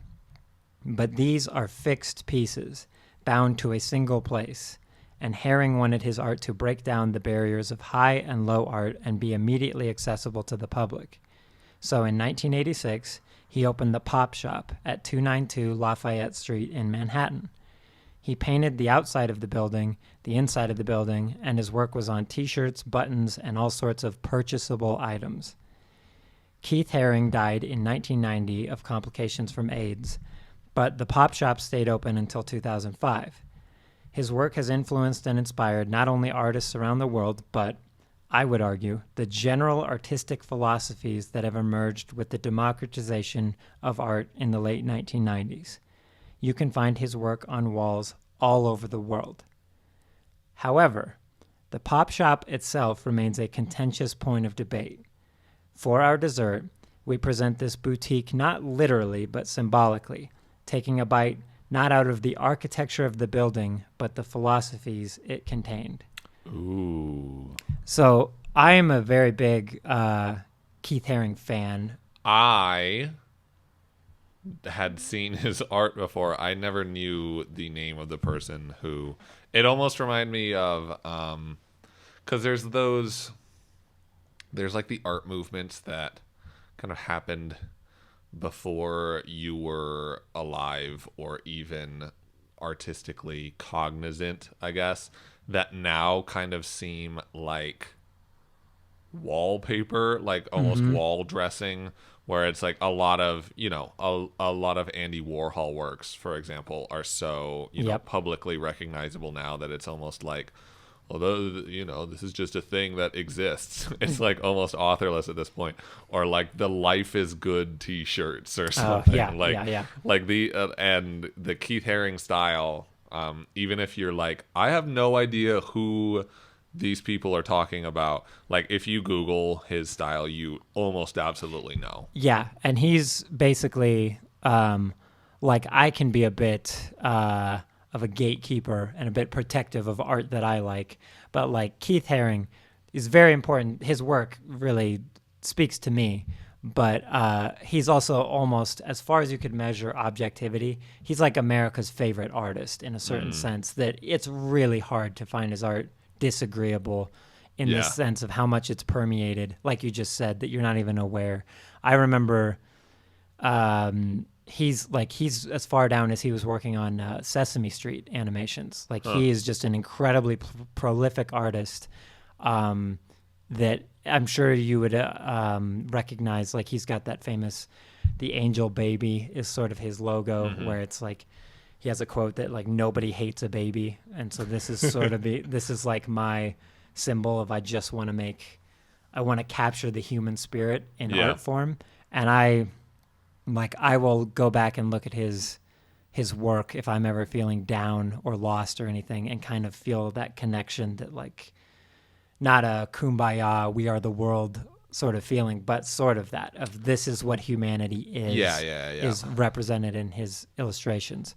So like he becomes a pretty popular artist relatively quickly in the 1980s, and so the deal was a lot of his work was public art in a sense. Yeah. The same way that you think of Banksy or somebody now. And the problem was after this that he would create these works of art in the subway, for example, and then people would take them and then they would sell them to art museums, et cetera, et cetera. And that was never Keith's intention. That's why he used the medium he was using, is that he wanted everybody to be able to see this, from, wealthy art patrons to just like scummy Bronx kids or whatever. So he decided to kind of take measures into his own hands, open in 1986, the Pop Shop. Yes, and I would argue, because I don't think you should have heroes in life, and like no one should be so infallible that you just agree and adore everything they do. I have pretty significant issues with the Pop Shop. I don't agree with it. I can't agree with it or disagree with it completely and entirely, but I think I fundamentally disagree with like 85% of it, like the intention and the idea behind it. Because again, like I was raised Christian, and so that's, I don't participate in that anymore or anything like that, but I understand that muscle memory of, if there is a good thing in life, or if you can help people in life, it is your duty to not evangelize, makes it sound weird, but like speak that truth in that sort of way, like we do here at A Minor Diner. Here are dishes that you should take a bite out of. Here are things you could or should think about in your life. Yes. And Keith has two quotes. If I only made paintings in a gallery, I would probably be frustrated. And it's like, okay, makes 100% sense. He's more of an outdoor, breaking down these walls. Fully 100% agree.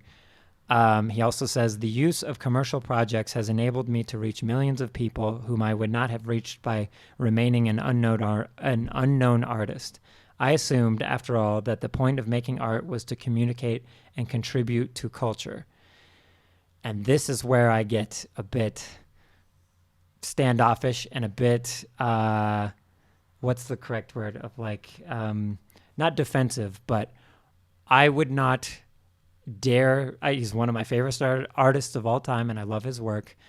But we're talking about essentially a 1940s point of contention here of why do the Nazis get to do what the Nazis do? Because it's all very iconographic, and it's all very cohesive, and it's all, let's spread a message to the masses.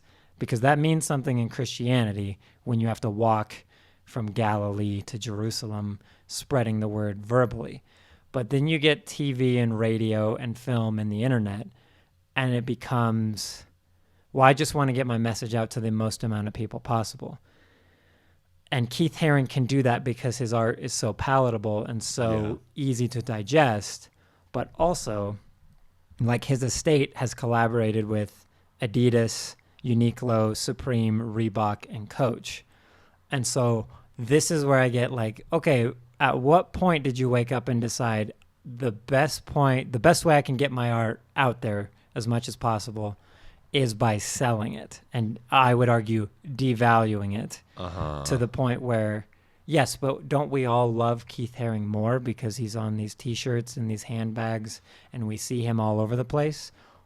Or, like a counterexample, Bill Watterson with Calvin and Hobbes. He doesn't let anybody do anything with those characters, period. Anytime you've ever seen like a bumper sticker of Calvin peeing on something, like it's all not counterfeit, but it's unlicensed. Yes. Bill Watterson has never licensed any like Calvin and Hobbes merchandise in general. Yeah, like he's notorious for just those compilations of the books themselves is as much as he would go with that, because even an animated series like Peanuts would be pretty great with Calvin and Hobbes, but the problem is, who is the voice of Calvin? It was always one of his big things. It's like, Calvin's supposed to be you, and I can't remember his little girlfriend's name. I think it's Susie or something. Susie. Like, her voice is supposed to either be your voice as a female reader or that girl that you have a crush on or something like that. And I find it to be entirely and almost disgustingly convenient that like artists tend to do this, what Keith Haring is doing. He's so successful with it because I think it holds up. Like, you can just keep these murals up and his images are very iconic, and it does preach to the best parts of our humanity.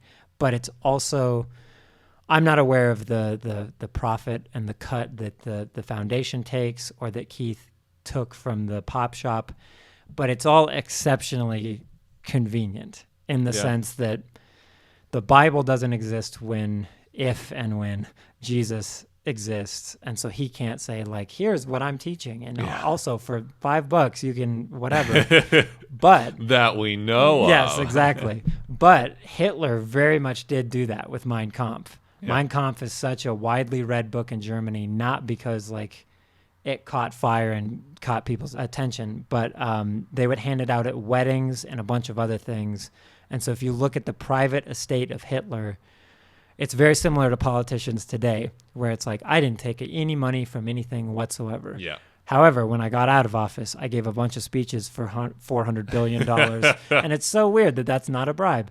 It's the same way that his private earnings, he took no money from running Germany, but he had these great estates because of the royalties of Mein Kampf. Totally. And it becomes, you can speak so positively or so with such poison about capitalism, but it's always interesting to see where they intersect. And I don't find that the pop shop is a productive use of, I think Keith is stepping out and is truly figuring out the way to bring art to the masses. If it was today, he'd just have an Instagram account and that would be good enough. And I would agree with that. Yeah. That he can monetize his Instagram account. That's fine. He's got to put bread on the table. I don't take that from him.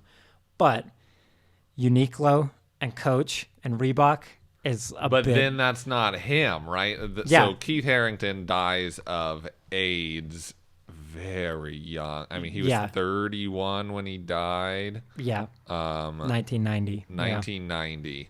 So that, I mean, in a sense, you can't blame him for that. It's the same as Yeah. like Prince dies and then his estate just like, oh, now Prince's music is on Spotify. He never wanted it to be on Spotify, but now he's fucking dead, so Yep. we can make some money off of it. Yep. And like, oh, we're gonna release. Oh, we just found like 16 new David Bowie albums that he didn't want to like be put out, but they're going out now Yeah. because he doesn't have any say in it. And so that can be the thing with like Uniqlo.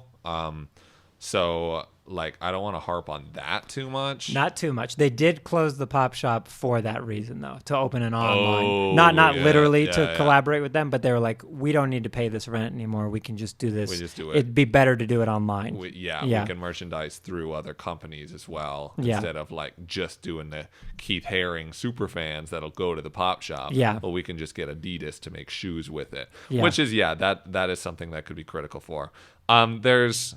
I feel like there's a point of contention here, which is a counterculture versus like mass consumption point. Yes. So Madonna, who was good friends with Keith Haring, has this quote that says, Keith managed to take something from what I call street art, which was an underground counterculture, and raise it to pop culture for mass consumption. And I did that too. And that she's saying it like it's like it's a good thing no matter how you look at it. What Keith did is he took this kind of small underground countercultural phenomenon and then made it into a big culture phenomenon, as if this was entirely good and everybody would agree that it is awesome, that it is now pop culture, it is now massively consumed.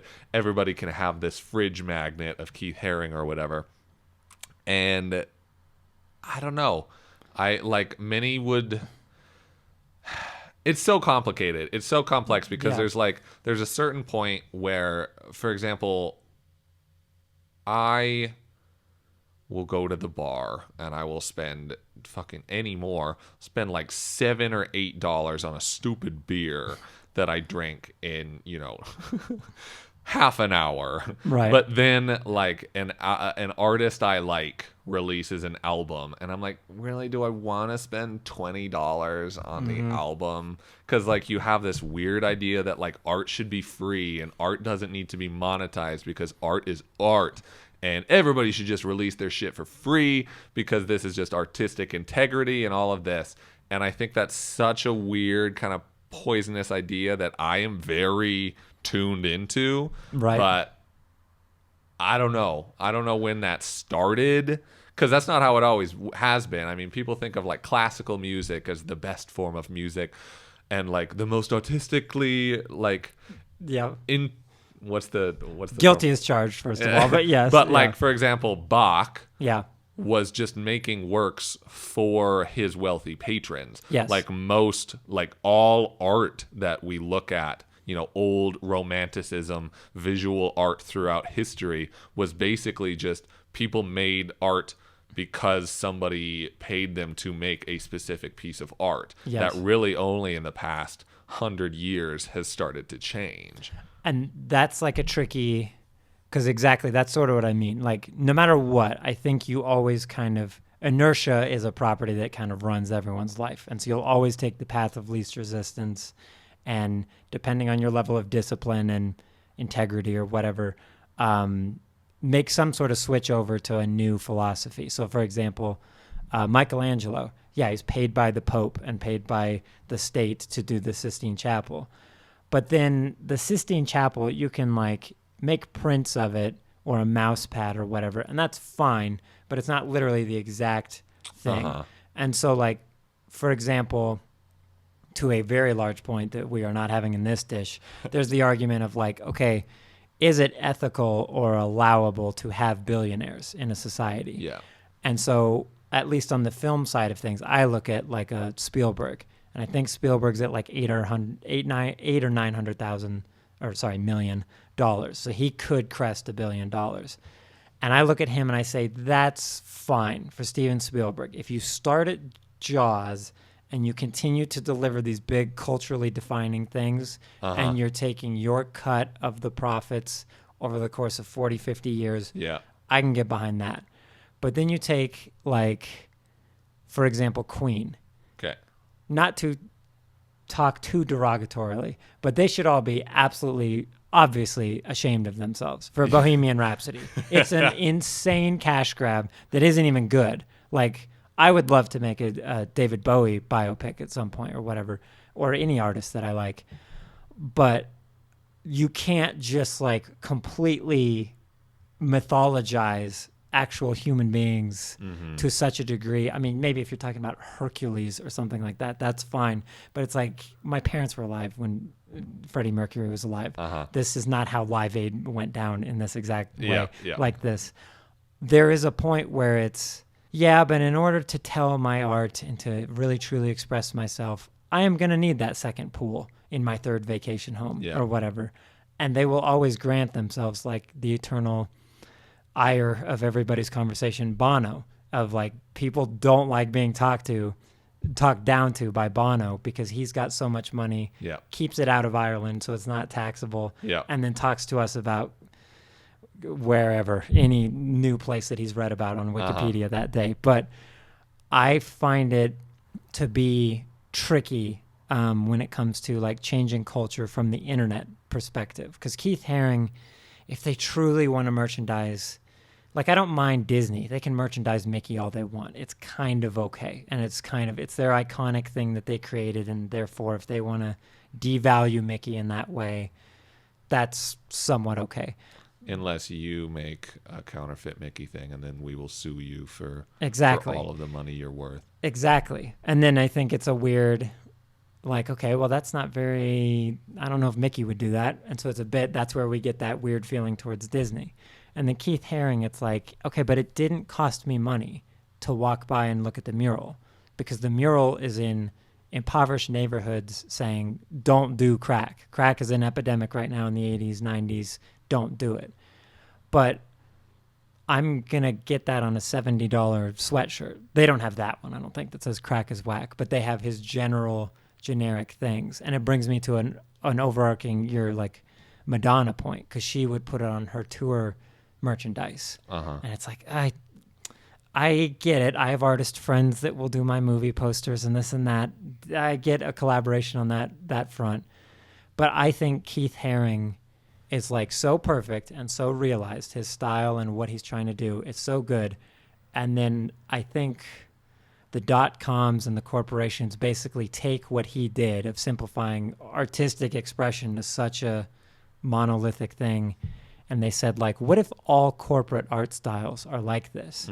So if you go on Google and you go to their frequently asked questions page, and however they depict human beings or life, it's always this insanely overly simplistic, generic boilerplate imagery. And so now we look at Keith Haring today, and it's a bit like, this is, like you said, you recognize it, that you've seen it for 20 years before you even know it's him. It's practically a logo at this point, more so than art. Yeah, and I think that there's something, when it comes to stepping out versus selling out, I get Keith's like point here of Quentin Tarantino owns a theater in L.A. and New Beverly. Yeah. God, what a good place. I haven't been there yet, but looking forward to it. But that's fine. He's got this weird little church where he can celebrate the movies he likes and the way he likes to whatever specification. I'm not going to do digital projection. I'm only going to do 35 millimeter, 70 millimeter, whatever. But then you get stuff like this, and like Hayao Miyazaki with Studio Ghibli is famous for this animated feature film in the 80s, My Neighbor Totoro. And so everyone knows Totoro, this cute little, big, like forest creature, whatever. He implemented this rule forever. No merchandise, ever, ever, ever. Really? And some Japanese company, like, worked so hard and presented him, like, the perfect Totoro plush. And he said, okay, we will merchandise, but not more than $10 million a year profit. Like, we are going to cap how many things. So sort of like the Disney Vault, artificial scarcity. But his thing is like, no, because if it's everywhere, then it's nowhere. Yeah. And so you need to go watch My Neighbor Totoro to preserve that magic. And like you said, Keith Haring definitely probably wouldn't be selling out to a bunch of these, like, I'm here at Boeing or whoever who's ever making a bomb these days, like, with my wonderful art. But at the end of the day, to me, I always feel a bit weird. Shepard Fairey is another one of those graffiti artists, underground artists. And then he does the Hope poster for Obama. And I always, like, if I had been voting age and I voted for Democrats or Republicans, I would have voted for Obama in '08. But I always found that to be, I was, 16, 17 at the time. But like, okay, I don't know quite what to make of this. The counterculture is now engaging with the culture in such a way that is still being presented as counterculture, like pop punk, like we talked about with Ice Age. Yeah. I think most pop punk musicians and artists should be a teeny bit ashamed of themselves cashing in on an aesthetic. Well, and even like, everything from a business like Hot Topic or something, who made their profits selling vaguely punk, except divorced from the actual idea of punk because you're in a mall buying clothes. Yes. But, alternative without being alternative, subculture while being inside the most like monoculture environment possible. But I don't know. The hard thing is, I firmly believe that once you've created the art, like, it's no longer yours. It's the audience takes what they want to take from it, and that's why, for example, like, directors talking about films, I don't really care what they have to say about the film, because there's like David Lynch has a quote that's very similar, like, I don't talk about my films because they're not like mine anymore. It doesn't matter what I think about the film, it's what you think about the film. And I firmly believe that. And also with visual art like this, you can create the initial piece of art, but then I don't know if you should spend all of this, I don't know if you should have these aching like decisions you have to make within yourself, like, do I merchandise all of this, do I do this, do I do that?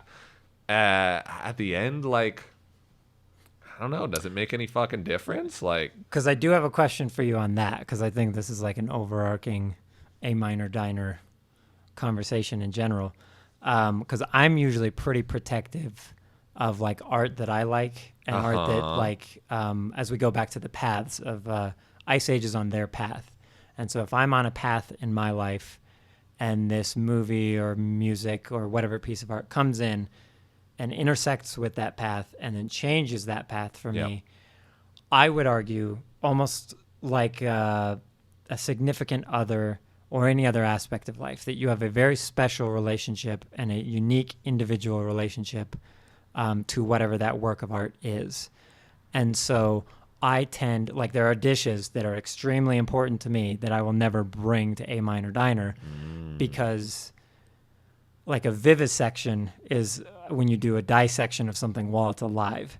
And I don't think that that's like appropriate thing to do. Like, I can bring in Finding Nemo because I like it and I can talk about the colors and the framing and the music.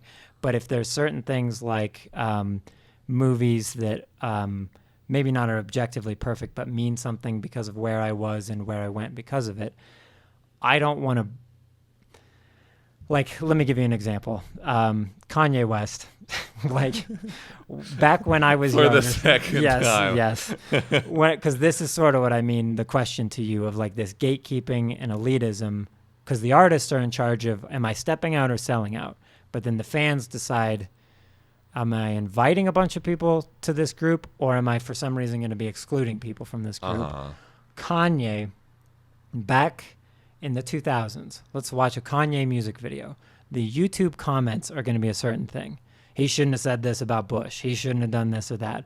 Oh, I like this or that. But for me, the circle is smaller. And so the demographic, not even demographic, but the amount of people who are listening to him is focused on his use of soul samples or the way he produces things. And so the conversation is 80% about this. Then he takes the mic from Taylor.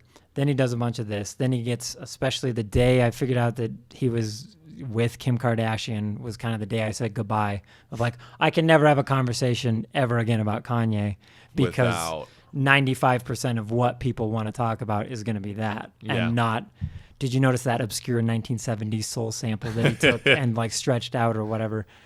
I find that to be protective in that sort of way of either the art that you make or the art that you share is to almost, because I don't like pop art and I don't like, it's a very elitist thing to say, but pop culture is a very tricky thing because people feel protective over their relationship to things. Art. And that's why you get these spiteful people arguing on the internet.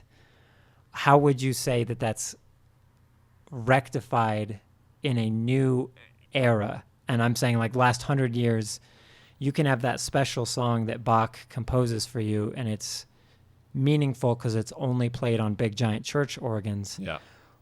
And then you fast forward to did it today and it's like, well, now that's in a diaper commercial. And it's like, so what do we do about like what the worth of art is, I guess, in that sort of sense? That is, I think, too big of a question to answer just in like a one sentence diatribe. But I guess to specify just to you specifically, Ice Age, this is album number 5, right? Like they can do whatever they want to do, as you've said. Yeah. Let's say number 6 is explicitly pop punk. And then all of a sudden they hit a spark and there's a neo pop punk revival. And now Ice Age is this weird thing that people come up to you and say, have you ever heard about Ice Age? They have this great song about when you like a girl and she doesn't like you back. Like, that's sort of what I mean. How would that situation strike you? Oh, it's horrifying. Yeah. Well, this is the ultimate thing is that I can say one thing or the other about, because it's different. It's different from the artist's perspective and it's different from the fan's perspective. Because in the same way that I said, like, Ice Age don't owe me anything, Ice Age can make whatever music they want to make, I also owe Ice Age nothing. I can stop listening to them at any point. I can stop being their fan at any point. So if a band takes a move or an artist or whoever takes a move that I believe is antithetical to the reason I started listening to them or the ethos that I thought that they had, it is my total right to break off completely from them. And I have done that with bands that I feel like I no longer respect from an artistic standpoint. I don't believe it's my right. I don't believe it's my place to say that they sold out per se or they made this move just for the money, because I don't know these people. I'm coming from a total third person perspective of what it seems like from my specific lens. But I can say personally, I'm not into it anymore. Would I probably wear an Ice Age t-shirt in public after that happened? I probably would not. Right, because I remember I went through that with Daft Punk, basically, where Daft Punk was like, because like Face to Face and all these like album tracks. And it's like, no, we only want to talk about these 3 tracks that they've done. Get lucky. Yes, well, that was even worse when it got, But I do have that relationship like with the pop shop because for me, I mourn the loss of it. Because it's like, okay, well, I could have gone there and it's like a museum exhibit and that's fine. Like when I go to the Forbidden City, it's like, it's commercialized, but to a degree. And it's like this church to Keith Haring. But then, like you're describing, I find whether it's insecurity or overprotectiveness or whatever, that I do like shut the doors and say like, I don't want this. Like I like a lot of IDM musicians from the early 90s. And it's like, I don't want this to become too popular because I like these communities that exist around them. Yeah. Because if we let the door open completely, the air gets sucked out, and now it's, oh, doesn't this sound weird? I heard it on a credit card commercial, and it's like, well, it's just like anything. I mean, you talk about the communities and you talk about the spaces. That is something about a lot of punk shows that I've been to, in that there is kind of, when I was growing up and going to a lot of, punk and emo shows, there's a community and you start to see the same people at a bunch of shows, and you feel like you're kind of sharing in something, and you're watching these bands that they're playing at garages or whatever, and it's like it's tangible, like it's something special that you're taking part in. And the same, I saw The Cure one time at a festival with thousands of other people, and I think of it as like a very special moment in my life because I really, really loved every second of it, and it was seeing one of my all-time favorites play a perfect show. But at the same time, there was no community there, right? Like, we were all kind of taking part in it, but we weren't.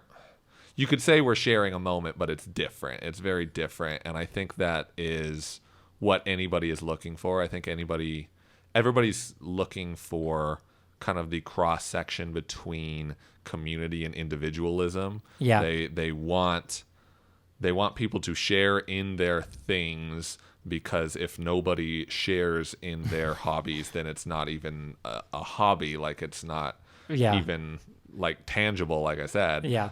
But if everybody in the world listened to Ice Age, then am I an Ice Age fan? Yeah, because I think, and I would ask you that question in terms of if we could find a edge to the scale.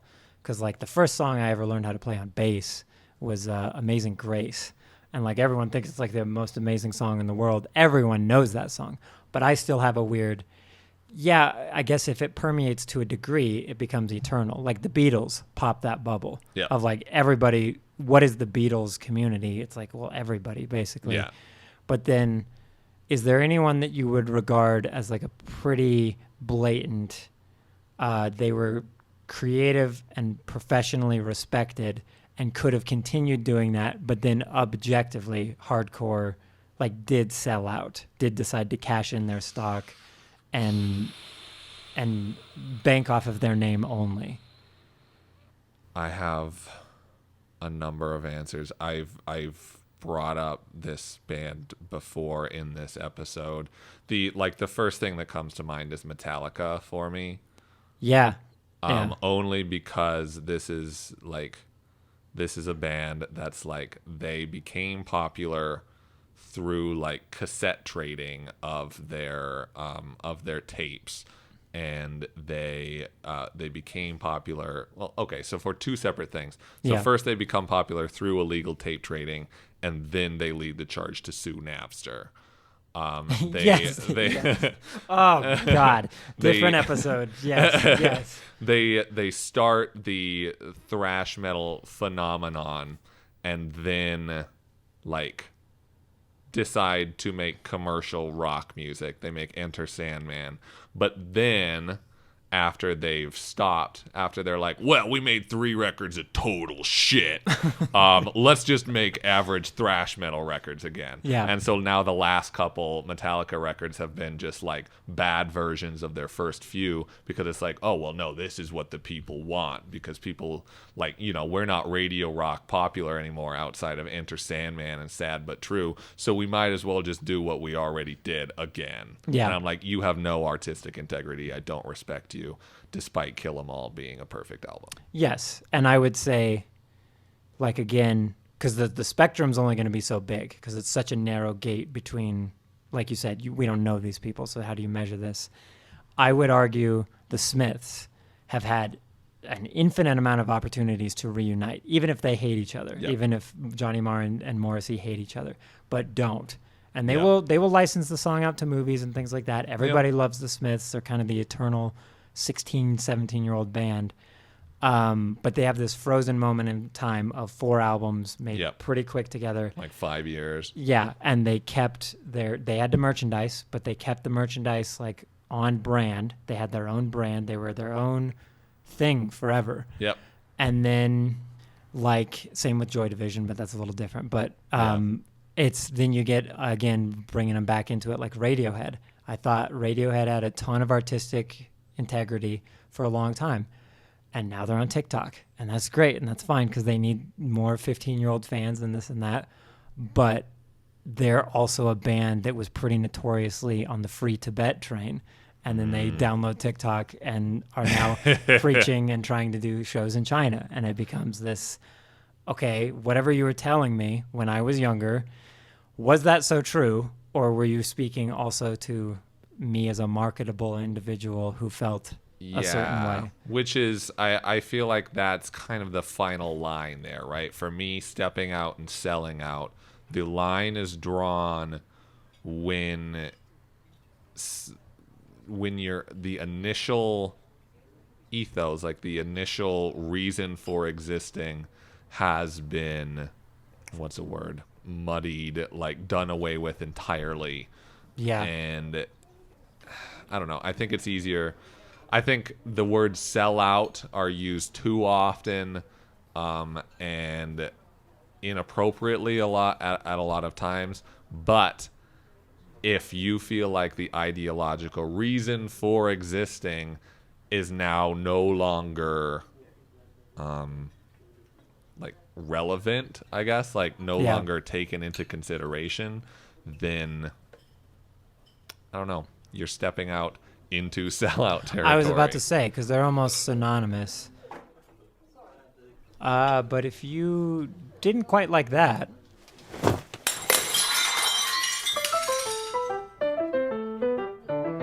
also on the menu, the Armed Ultra Pop. In the words of a friend, instead of a hardcore band making a pop record, this is a pop band making a hardcore record, and it sounds all the more interesting because of it. Arouge Aftab put out an album called Vulture Prince. What sounds like Ofra Hazah renditions of Jeff Buckley, this album can help you push from a dark and sad place to a better understanding of grief and acceptance. Yukika, Time About. The Japan-born, Korea-residing star follows up her fantastic debut album with an equally irresistible EP of shimmering, city-pop-styled K-pop. Or maybe it's J-pop? Squid put out Bright Green Field. It's another British post-punk album, folks. But Squid aren't scared to go full Talking Heads, and who doesn't like full Talking Heads?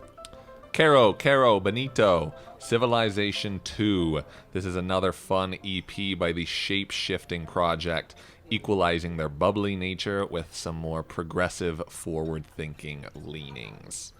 It has been a good month. I am stuffed. Lot of food this month. Absolutely. We're going to be eating leftovers for a couple months, a couple weeks at least. We also, we've got some notes for the chef that you should come back and see as well. Yeah, come on back to the kitchen, everybody. So our prompt for this month that we asked you lovely guests to write in about was, tell us about a piece of art that gives you a kind of childlike sense of joy or wonder. That magic.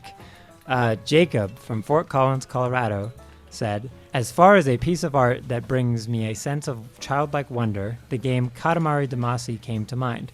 Not many games have such a perfectly crafted sense of whimsy, and much like Yoshi's Island, it has a sort of timeless art style that still feels fresh and appealing today. Yeah. Very iconic game. That is an iconic game. I do enjoy it. And Ray from Denver has made me butcher some German, so here we go. He chose Wer Stücke für Xylophon, Gassenhauer nach Hans Neusiedler. Sounds like learning how to walk or falling in love when you're young enough to not be aware of the risks of giving yourself over completely to that feeling. And that's a pretty beautiful little piece that I wasn't aware of. Bum, bum, bum, bum, bum, bum, bum. It's in every ending credits music you've ever heard in your entire life, despite its long title there. And what did you choose? Well, I have been going through the Studio Ghibli movies and the Okay. Miyazaki movies for the first time ever, so I don't have this nostalgic take on them. And I don't really enjoy his early 2000s work. But then I got to a movie called Ponyo in 2009. Okay. And I have never been so happy in my entire life as I have been watching Ponyo. I've seen it twice in like a week now, and it's brutally delightful. Yeah. It's just overwhelming. Yeah. So Ponyo will reduce you to not only tears, but the stature of a 5-year-old, I'd imagine. But what about you? So I had a different answer to this, but now thinking about like Studio Ghibli, this is not a Studio Ghibli film. But very recently, as in last week, I watched a film called The 5,000 Fingers of Dr. T, which is like a 50s Technicolor musical written by Dr. Seuss. The only like film credit that he ever, like the only film he ever wrote. And it's a musical, and it looks like all the sets were like designed by Gaudi or something. Like it's the entire movie just left me with this like smile on my face, and I remember just like giggling at some of the creative set pieces and creative ideas that they had with songs and everything. Just a goofy little childlike wonder kind of movie. Oh, wow. What year did you say? 50 something. Incredible. I'll have to put that on my list. That's great. But we love hearing from our patrons and like to bring some sort of thought-provoking questions, back to the chefs back here. Keep them spry, keep them on their toes. So after this meal, we would like to know, which artist do you think sold out at some point in their career? Sold out in quotation marks. What artist do you think had some artistic integrity that lost it at some point along the way? So please write into us at aminordiner@gmail.com or message us on our Instagram or Facebook or comment on YouTube. Thanks so much for dining with us tonight. Be sure to thank your host, Miss Mandy Groves, on your way out, and give a wave to Edward Tart on keys. A Minor Diner is recorded on location and produced by Epicene Motion Picture Company. We'll see you here next time, everybody. Thank you. Bye.